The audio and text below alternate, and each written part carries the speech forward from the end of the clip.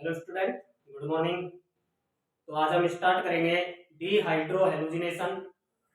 जैसा कि dehydro halogenation name से ही दिख रहा है, डी का मतलब है एलिमिनेट होना, हाइड्रो का मतलब हाइड्रोजन और हेलोजन हेलोजन और हाइड्रोजन का एक साथ एलिमिनेट होना ही डीहाइड्रो हेलोजिनेशन होता है। जैसा कि इसको फॉर एग्जांपल ले, हम एल्काइल हैलाइड ले लिया। जिस कार्बन से हेलोजन जुड़ा है उस कार्बन को अल्फा, उसके जस्ट पास वाले कार्बन को हम बोलेंगे बीटा कार्बन। इसकी रिएक्शन जब हम स्ट्रॉन्ग बेस के साथ करवाएंगे तो अपना जो प्रोडक्ट बनेगा एल्कीन बनता है। अल्फा कार्बन से हेलोजन, बीटा कार्बन से हाइड्रोजन एलिमिनेट होगा। ये बी और एच, बी एच और एक्स माइनस। इस तरीके से डीहाइड्रो हेलोजिनेशन से अपने एल्कीन प्रोडक्ट बनता है एल्कीन। यहाँ स्ट्रॉन्ग बेस क्या क्या हो सकते हैं कि हाइड्रोजन और हेलोजन को एक साथ एलिमिनेट करने का काम कौन कौन करेगा स्ट्रॉन्ग बेस में। नंबर 1 पर एल्कोहल KOH। दूसरा रिएजेंट हम ले सकते हैं सोडामाइड अमोनिया में। तीसरा रिएजेंट हम यूज कर सकते हैं यहाँ पर सोडियम एल्कोक्साइड एल्कोहल में। फोर्थ नंबर पर हम tertiary butoxide, sodium tertiary butoxide भी यूज कर सकते हैं। तो ये एक नॉर्मल रिएक्शन है, लेकिन हम इसकी बात करें मैकेनिज्म की, तो मैकेनिज्म पे चलते इसकी। तो मैकेनिज्म में क्या है,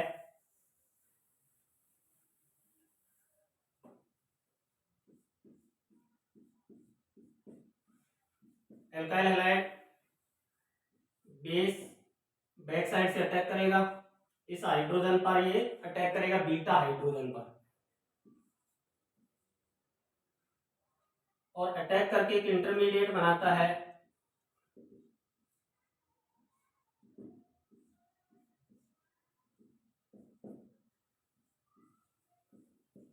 जो मैंने डॉट डॉट बॉन्ड बनाए हैं इंटरमीडिएट है। इस इंटरमीडिएट का नेम है पार्शियल एल्कीन।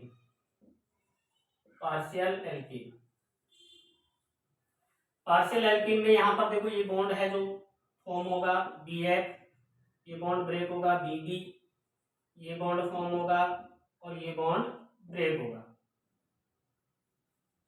तो बनने वाले बॉन्ड्स को हम बना देते हैं, टूटने वाले को तोड़ देते हैं। इस तरीके से अपने पास एक फाइनल प्रोडक्ट एल्कीन आएगा plus BH plus X minus. तो ये इस रिएक्शन की मैकेनिज्म है। जो जब बेस इसके ऊपर एल्काइल हैलाइड पर अटैक करेगा तो ये स्टेप होती है आपकी रेट डिटरमाइन स्टेप RDX, और ये एक स्लोअर स्टेप होती है, स्लो स्टेप। तो RDS इसलिए कि बैक साइड से बेस हाइड्रोजन पर, बीटा हाइड्रोजन पर अटैक करके एक इंटरमीडिएट पार्शियल एल्कीन बनाता है, और पार्शियल एल्कीन के ब्रेक होने के बाद में आपका फाइनल प्रोडक्ट एल्कीन मिलता है।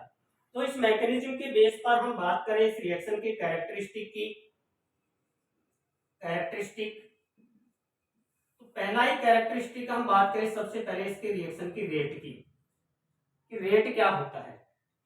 तो रिएक्शन का रेट जो है डिपेंड करता है कंसंट्रेशन ऑफ रिएक्टेंट्स।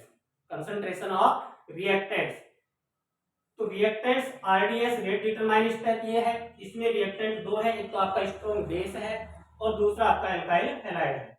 तो स्ट्रॉन्ग बेस और दूसरा आपका एल्काइल हैलाइड है।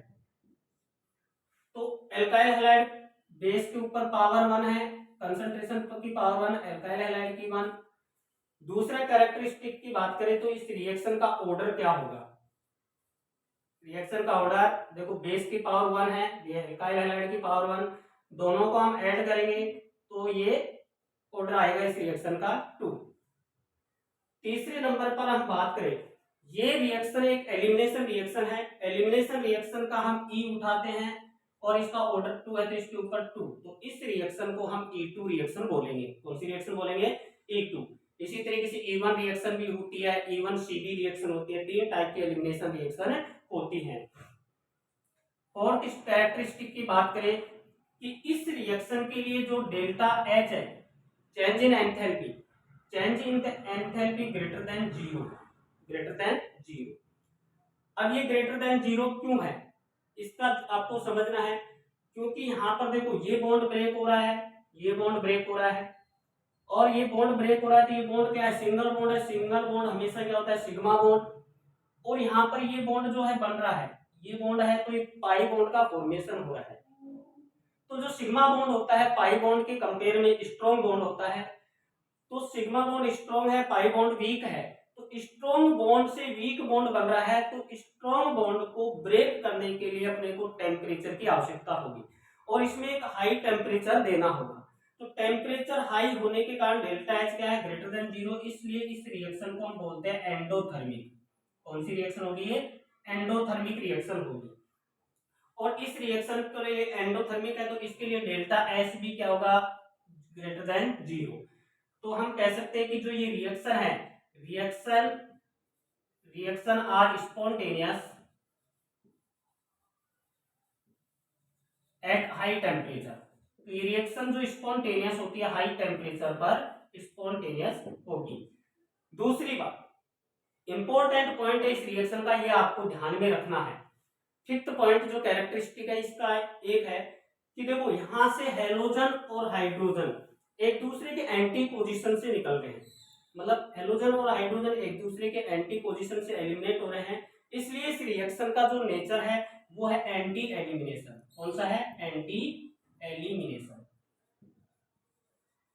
तो यही इस रिएक्शन में आपको इंपॉर्टेंट पॉइंट है, एंटी एलिमिनेशन होता है। इस चीज को मैं अपन क्वेश्चंस पे अप्लाई करेंगे, तो क्वेश्चंस पे अप्लाई कर,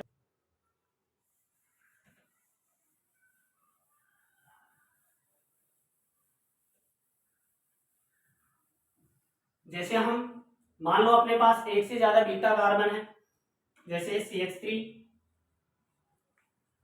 CH हेलोजन CH2 और CH3, alpha carbon beta carbon beta carbon. यदि अपने पास एक से अधिक बीटा कार्बन है तो सीधी सी बात है एल्कीन भी एक से ज्यादा बनेगी। ये बीटा कार्बन और ये बीटा कार्बन, दोनों बीटा कार्बन डिफरेंट है, दोनों पे हाइड्रोजन प्रेजेंट है, तो सीधी सी बात है बीटा का हाइड्रोजन तो निकलेगा। तो यहाँ दो टाइप की एल्कीन बनने की पॉसिबिलिटी है।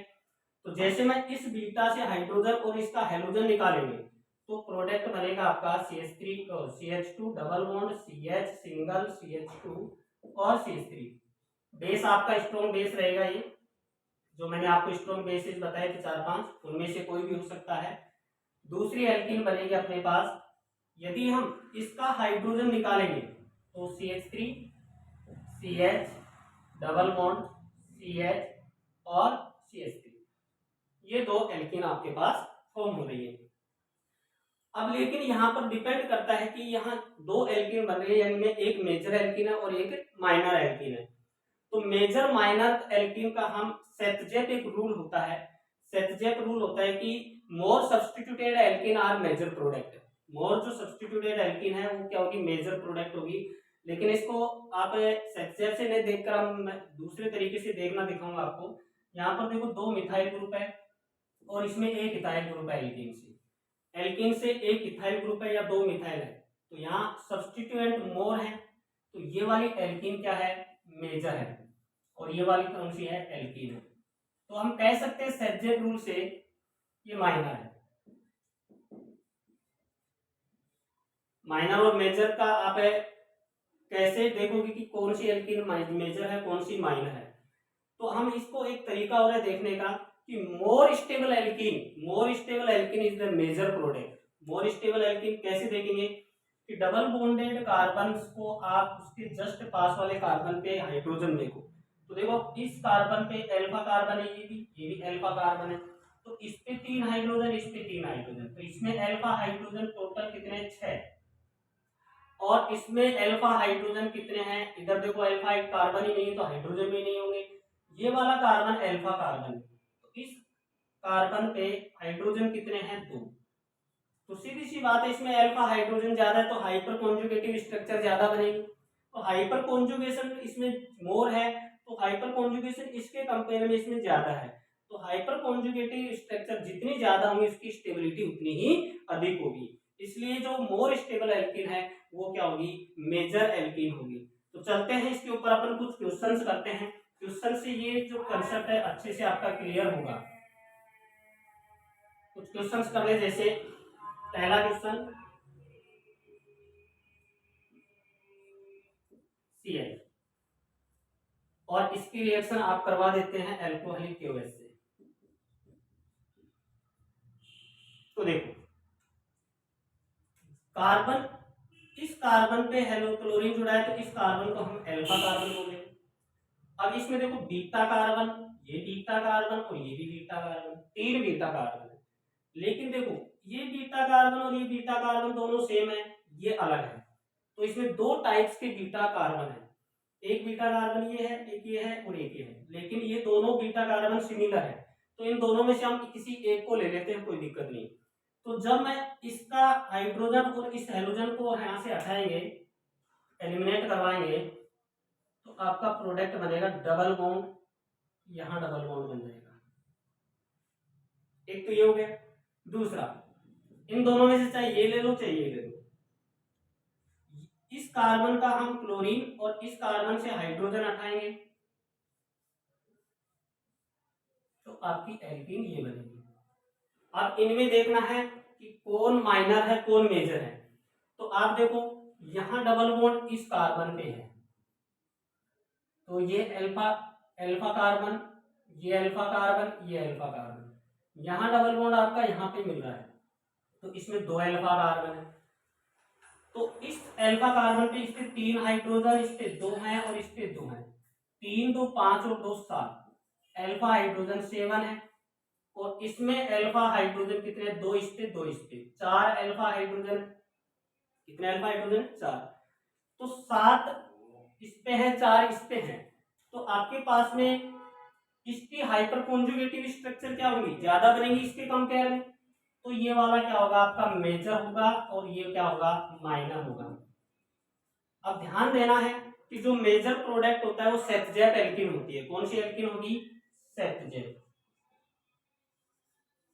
सेटजेट एल्कीन। और जो माइनर एल्कीन होती है उसको बोलते हैं हम होफमैन एल्कीन, होफमैन एल्कीन। तो माइनर और मेजर आपको देखना आएगा। अल्फा हाइड्रोजन देखो, डबल बॉन्ड के अगल बगल के कितने कार्बन है, अल्फा कार्बन। उन अल्फा कार्बन पे हाइड्रोजन देखो, हाइड्रोजन ज्यादा है तो उस एल्कीन की स्टेबिलिटी क्या होगी, ज्यादा होगी। और स्टेबिलिटी ज्यादा है तो वो मेजर प्रोडक्ट होगा। चलो कुछ क्वेश्चन और करते हैं।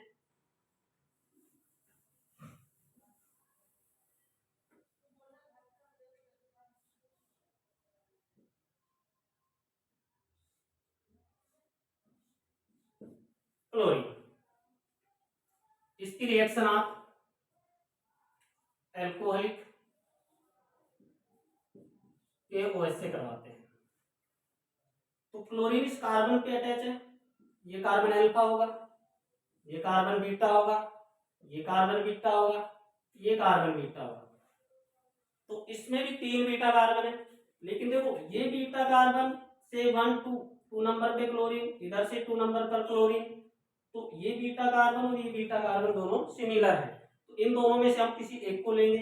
और ये बीटा कार्बन थोड़ा डिफरेंट है, तो हम देखो यहां से जब इस बीटा कार्बन या इसमें से एक ले लो, तो दोनों में से कोई एक बीटा कार्बन लेंगे तो यहां डबल बॉन्ड बनेगा, डबल बॉन्ड यहां बन जाएगा। प्लस यदि हम इस बीटा कार्बन को लेते हैं तो इस बीटा कार्बन से यदि हाइड्रोजन हटाएंगे हम, तो आपका प्रोडक्ट कुछ इस तरीके से होगा। अब आपको देखना है कौन सेटजेट है कौन होफमैन है। तो स्टेबिलिटी देखेंगे तो यहाँ पर देखो अल्फा कार्बन, ये अल्फा कार्बन और ये अल्फा कार्बन। इसमें आपके टोटल इस पे 3 हाइड्रोजन, इस पे 3 हाइड्रोजन, इस पे 3 अल्फा हाइड्रोजन कितने हैं इसमें 9। और इसमें अल्फा हाइड्रोजन आपके पास में है 3 और 2 5। तो अल्फा हाइड्रोजन इसमें 9 है। हाइपर कॉन्जुगेटिव स्ट्रक्चर इसकी ज्यादा होगी, तो इस एल्कीन की स्टेबिलिटी भी क्या होगी, ज्यादा होगी। इसलिए ये आपकी मेजर एल्कीन है और ये वाली माइनर है। माइनर को आप कौन सी एल्कीन बोलोगे, होफमैन एल्कीन। और मेजर एल्कीन को आप बोलोगे कौन सी, सेटजेट एल्कीन। चलो कुछ क्वेश्चंस अपन इसकी स्टीरियोकेमिस्ट्री के करते हैं। एक दो क्वेश्चन और करवा देता हूं, उसके बाद में स्टीरियोकेमिस्ट्री की इसके क्वेश्चन उठाएंगे।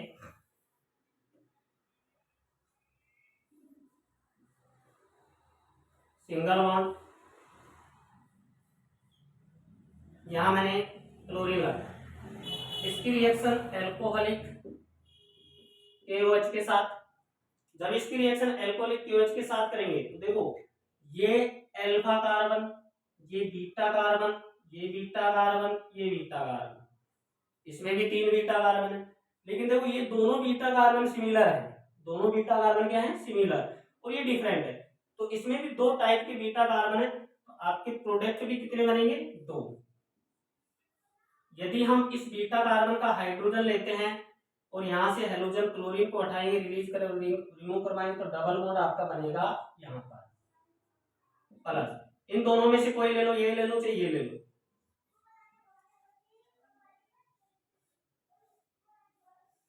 तो यहाँ डबल बॉन्ड बनेगा। अब मेजर माइनर आपको डिसाइड करना है, कौन मेजर है कौन माइनर। तो डबल बॉन्ड यहाँ, ये अल्फा, ये alpha, alpha alpha, alpha hydrogen total 2 2 4 2 6 2 8, total alpha hydrogen 8 है। इस कार्बन के अगल बगल कितने कार्बन है, एक अल्फा ये रहा, एक ये रहा और एक ये रहा, ठीक है। तो 2 2 4 2 6, इसमें अल्फा हाइड्रोजन कितने हैं, 6। तो इसकी स्टेबिलिटी क्या है, कम है, और इसकी स्टेबिलिटी ज्यादा है। तो ये वाली क्या होगी, मेजर, और ये वाली क्या होगी, माइनर। तो ये तो आपके नॉर्मल क्वेश्चन आ गए। लेकिन आपको इसमें स्टीरियो केमिस्ट्री से, जैसे आपको फिशर प्रोजेक्शन फॉर्मूला दे दे, सोहर्स दे दे, न्यूमैन प्रोजेक्शन फॉर्मूला दे दे, तो आप कैसे डिसाइड करोगे कि आपका यहाँ पर क्या प्रोडक्ट बनेगा और कौन सी सेफ्जेट होगी, कौन सी होपमैन होगी। तो उस टाइप के भी क्वेश्चन मैं आपको 1-2 क्वेश्चन कराता हूँ यहाँ।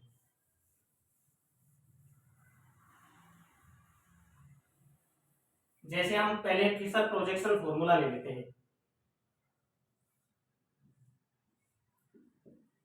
CH3 PH PH H और C।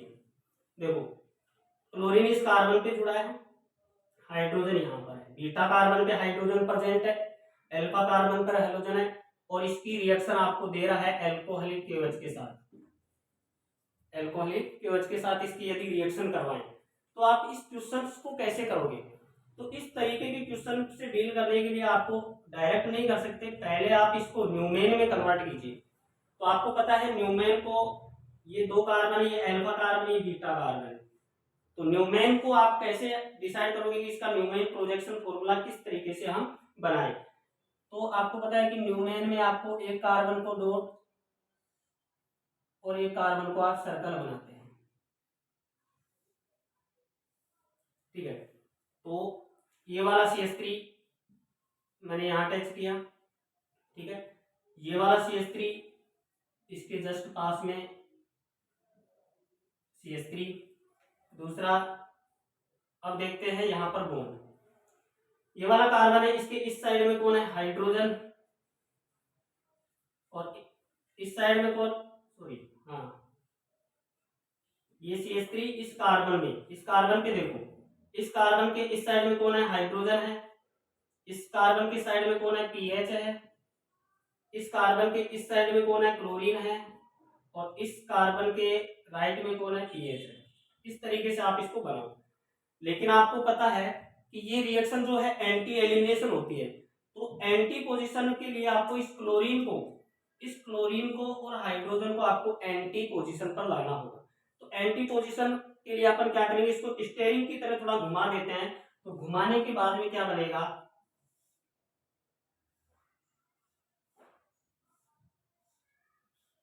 ये ऐसे बॉन्ड, तो इसको हम इस तरीके से घुमा के ले जाएंगे, तो क्लोरीन कहाँ चला जाएगा, ऊपर, क्लोरीन आ गया ऊपर। क्लोरीन के बगल में क्या है, CH3, तो ये CH3 राइट साइड में, और CH3 ये PH कहाँ पर आ जाएगा, PH इस साइड में आएगा, तो PH आ गया आपका यहाँ पर। इसी तरीके से हम इस वाले कार्बन को इधर घुमाएंगे, क्लोरीन को हमने इधर रोटेट करवाया। अब इस कार्बन को पकड़कर घुमाएंगे तो इस तरीके से थोड़ा करेंगे इसको, तो इधर, तो PH कहाँ जाएगा, यहाँ पर, और ये CH3 आ गया इधर, और ये हाइड्रोजन आ गया इधर। अब देखो आपके पास में ये देखो क्लोरीन और हाइड्रोजन आपके एंटी पोजीशन पर आ चुके हैं।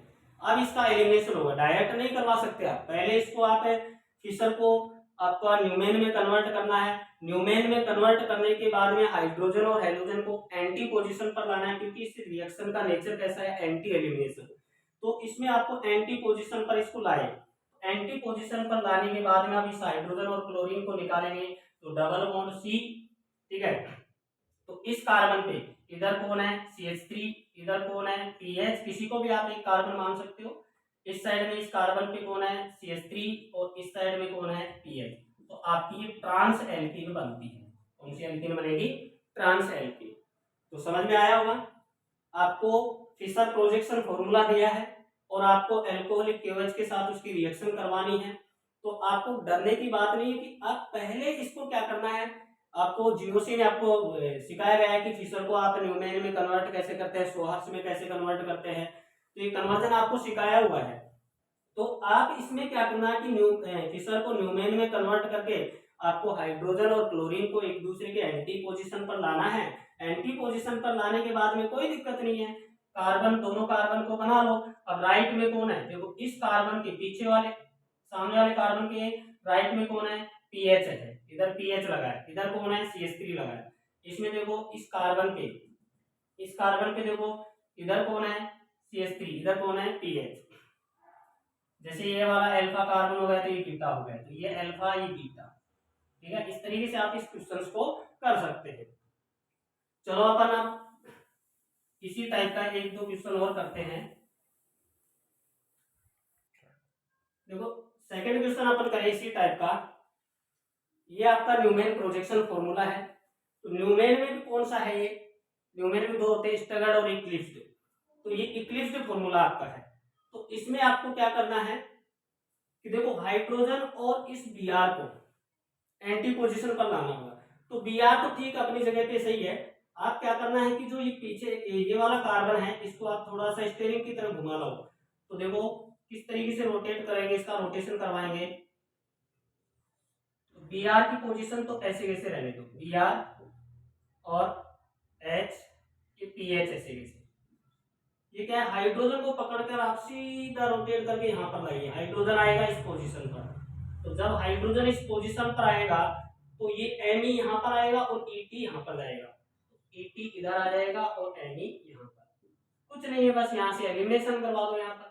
तो C डबल बॉन्ड C, देखो इस कार्बन पे राइट में कौन PH, लेफ्ट में कौन हाइड्रोजन, ठीक है। और पीछे वाले जो ये वाला कार्बन है सर्कल वाला, इसमें राइट में कौन Et और इस साइड में कौन है Me। अब देखो इस एल्कीन पर चारों डिफरेंट ग्रुप है, तो हम इससे सिस ट्रांस तो कर ही नहीं सकते। तो क्या करेंगे हम यहाँ EZ नोटेशन देंगे इसको। तो इसको 1 नंबर मोर प्रायोरिटी इथाइल मिथाइल से ज्यादा, इसको 2 नंबर देंगे। यहाँ पर देखो पीएच की पोजीशन है, यहाँ हाइड्रोजन है, तो मोर प्रायोरिटी किसकी रहेगी हाइड्रोजन की, और पीएच की प्रायोरिटी क्या रहेगी वो सॉरी हाइड्रोजन की प्रायोरिटी रहेगी कम। तो ये 2 नंबर दे दिए। देखो 1 1 एक साइड में, अगर ये 1 1 2 2 अपोजिट डायरेक्ट अपोजिट साइड में आते हैं तो इसको हम ई बोलते हैं, लेकिन इसका होगा आपका जेड होगा। ये कौन सी फॉर्म कौन सी एल्कीन है, जेड एल्कीन। तो शायद आपको समझ में आएंगे इस टाइप के क्वेश्चन। चलो एक क्वेश्चन अपन करवाते हैं इससे रिलेटेड सोहर्स का। तो सोहर्स फॉर्मूला आपको बना देता हूं मैं, Ne Br H Me और PH H, ये सोहर्स फॉर्मूला है। तो इसमें भी डरने की बात नहीं, आपको दे दिया जैसे NaNH2 in ammonia, NaNH2 in ammonia. तो इसकी रिएक्शन अपन करवाएं NaNH2 अमोनिया के साथ, तो डरने की जरूरत नहीं है। इसमें क्या करना है, आपको इसको न्यूमेन में कन्वर्ट करना है। तो न्यूमेन में कन्वर्ट करने के लिए एक कार्बन को डॉट बांधते हैं और दूसरे कार्बन को सर्कल बना लेते हैं इस तरीके से, ठीक है। तो ये फॉर्म पहले देखो आपकी कौन सी है, इक्लिप्स्ड है स्टैगर्ड, स्टैगर्ड है इक्लिप्स्ड फॉर्म है। तो देखो इसका Br और Me इक्लिप्स से इक्लिप्स ही बनाएंगे, तो इसका इक्लिप्स इस तरीके से बनेगा ये। तो इस कार्बन पे Br ऊपर है, Br लगा दिया हमने ऐसे, ठीक है। और इस कार्बन का मिथाइल यहाँ पर आ गया, ये दोनों मिथाइल और Br जोड़ दिया। अब इस कार्बन के देखो लेफ्ट में कौन है, इस कार्बन के लेफ्ट में कौन है, हाइड्रोजन, राइट में कौन है, Me। इस कार्बन के इधर कौन है, हाइड्रोजन, और इधर कौन है, PH। अब आपको वही काम करना है, इसका रोटेट करवाना है कि Br और हाइड्रोजन को एंटी पोजीशन पर लाना है। तो Br और हाइड्रोजन को एंटी पोजीशन पर लाने के लिए Br तो अपनी जगह सही है, Br तो अपनी जगह सही है, जो हाइड्रोजन है बीटा वाले कार्बन को आप थोड़ा सा घुमाकर ऐसे रोटेट करवा दो, बस थोड़ा सा, तो हाइड्रोजन यहाँ पर आ जाएगा, PH यहाँ पर आ जाएगा और Me यहाँ पर आ जाएगा। तो कुछ इसकी स्ट्रक्चर बनेगी, Br ऐसे कैसे, H और Me, तो यहाँ पर हाइड्रोजन आ गया और यहाँ पर आ गया आपका Me और ये आ गया PH, एक दूसरे को एंटी में लाया।